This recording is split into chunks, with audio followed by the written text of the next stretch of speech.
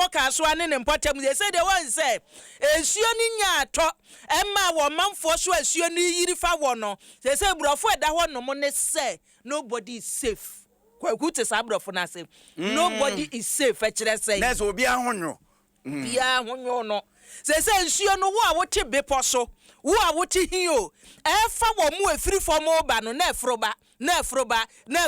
eti wani wo da hwa na dwoa wo behwe na ase wo fo ase wo da yemu ase wo hwe ya beka so menya dwunso kurobo menyon so ye esuo ne nsuo na efa wo na busia won say den kakra de achi bia se nsuo no to bia e wo brono foforo ye ekoso eti se wudu mu wa wutu senya isimansi mu emfimfiri mantem wudu ka so a ye wo brono ba ko wo ho edin no ede tie din no Krispocity eti US for nkra de ben Krispocity e wono mo ena nadia chi ye yo eni adan ye wo hono mo wutie din no ne de eni sene video a wo behwe city a e ka ho efe na fatum na busia nadia chen ye no o manfo ada wo besode a apotro otensuom wo mu titensia ni no o mo se adan be se ahanu eni amanfo so toso ye nhia wurawura mu ehiefu amanfo ne emanyina no wo mu de wo mu nkwachiri kura na so mu nkobisa obi asede na siye wo mu nimpa se nipa ni bi wo mpotemu ho no mo a ba bi o masi wo mu da ye sie no mu si da no kura no wo mu hu ka kire wo se he ba bi amode da yi sie ese tie bi adache ankwamma ede wo ha beba ye so koka ne nipa kro wo bu ani chie se dwa wo kwaba sambira mane nipa kro behwe sika woni botomu a no wonam akire nunumu saa wani beba ho so no ya twimi de bosumi mienu ne akukura brosa ne de asi wo ene se na video edamu Facebook YouTube adwuma papa no a wo manfo ye no eso mfaso ene da hoi na ade hye ye wo Krispocity say wo montena se emma sasem we meto wo ma wajapade ene wo niema wo mo aye ye omo nimpa so ye de ba bia ya da asie ye nsinsuo kwa mu wo mo obi nkoja ne nan na owia wo de ne to abetwitwiri wo to etu no ha eni manimu ya mperimfo momoden mo madwira dai a esinsuo akwa no wo mo se mo madwiri ni nyina nwu na mo ba no obi sode wo nte ase a wo mbegira mu bi ama mo de mantanso no ha wa hanu se omo twa agota mansuo no se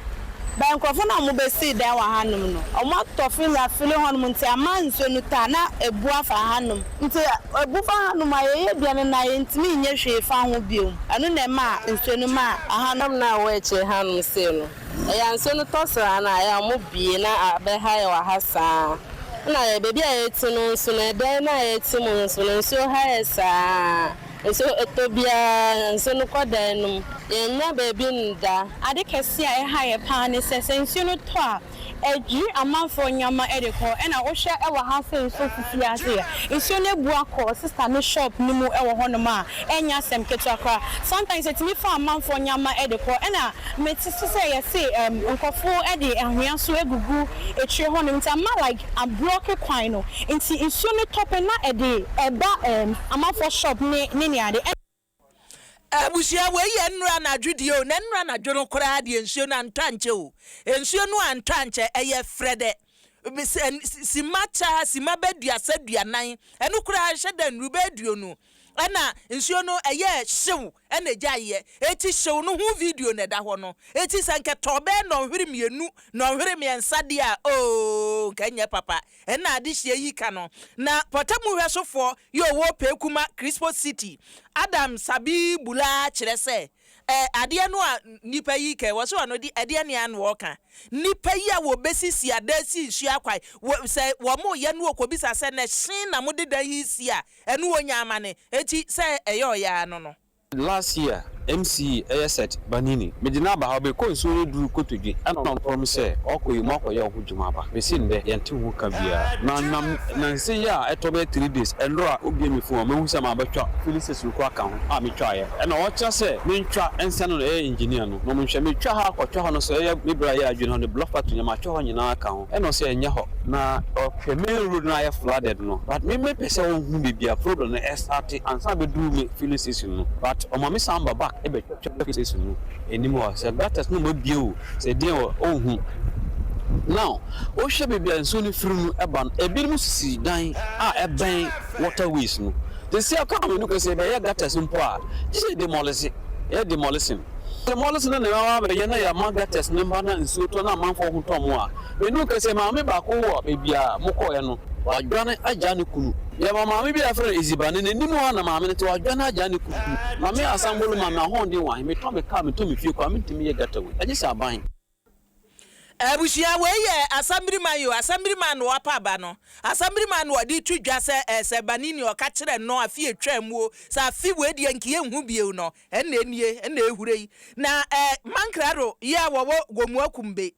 eso de ayi ode abetwumu ni sa assembly mon kanya mo ho animu ya na mkodwidwa dan nu wo no nana wo chamachi ya ha no so dan bebe etisi ensu na kwan mu hwe Krispocity ase ya ejina kwan se ensu no kwan na kwan bebi mfa tinya dan bi na etisi bebi na entumenko esi ensu no kwan dan so se ensu no so se dan si ensu no kwan a eba se ensu no bebi onya bia na wa dan na wa fa interest sa aban na sa no ye no bebi a odeto ebe na aban na emfa na so ahemfo no ye se ebo aban se ebo aban na no so wa ye na ye fefefe ebuta ebe ma temfo se Kono okombo na se ko bebo no so timu bi nti blame ebe ko yanga se ahemfo no sase bi o de mo obi otum za haye ensuo ne kwan